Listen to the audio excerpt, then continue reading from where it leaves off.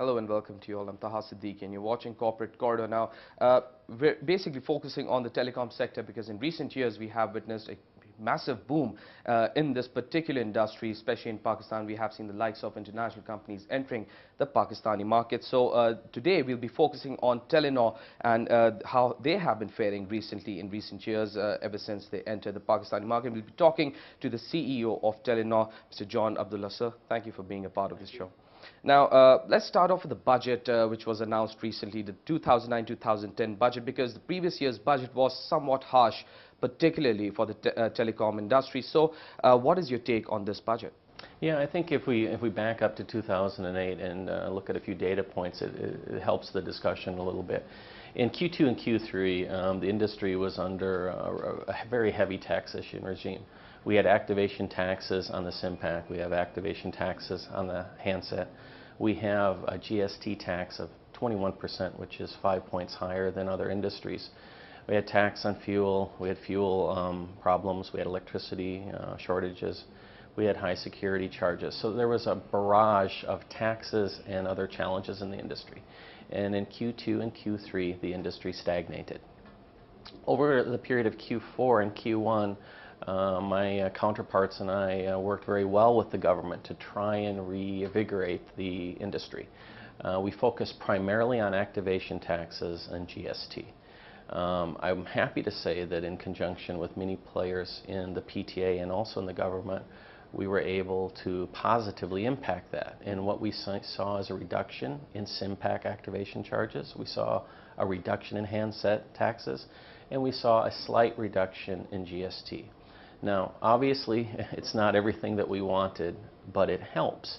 And I think for the consumer, what he has to understand is we take those savings in tax and it helps us invest back into the network. The consumer should see, again, expansion of network. He should see increases of capacity, and he should also see new services. So this is a good thing for the industry.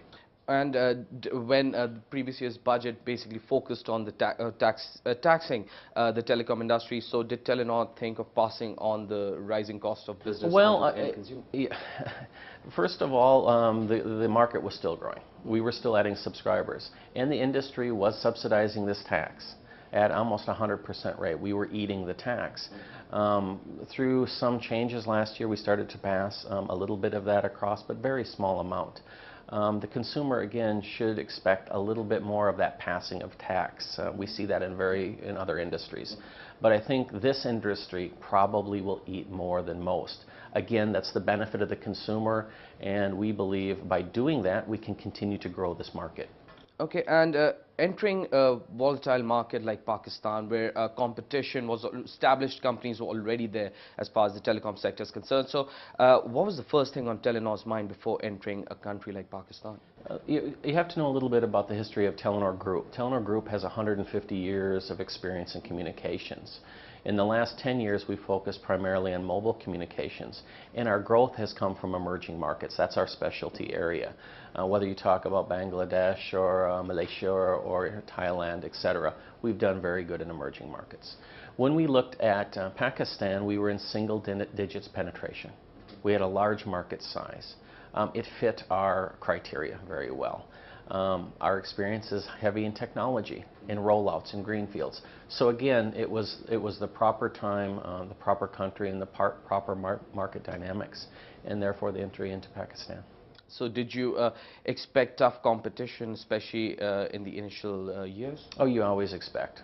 Everywhere that we are right now, we fight competitively every day. That's just the nature of this business.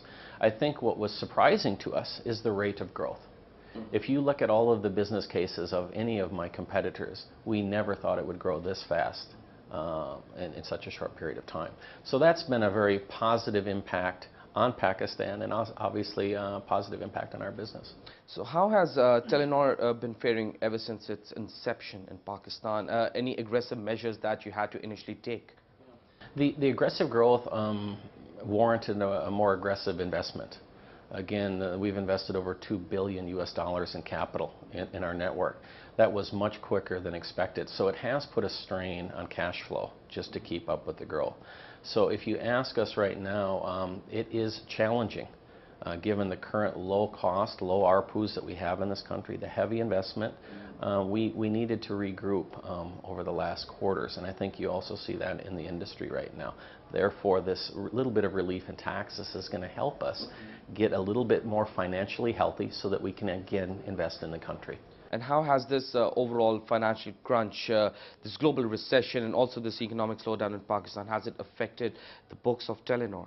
Well, I think you're a little bit more prudent with your spend. What we wanted to do is focus on the customers that we have to make sure that they're happy, make sure our services are solid, our quality is high. So what you saw is that the expansion rate into new areas slowed.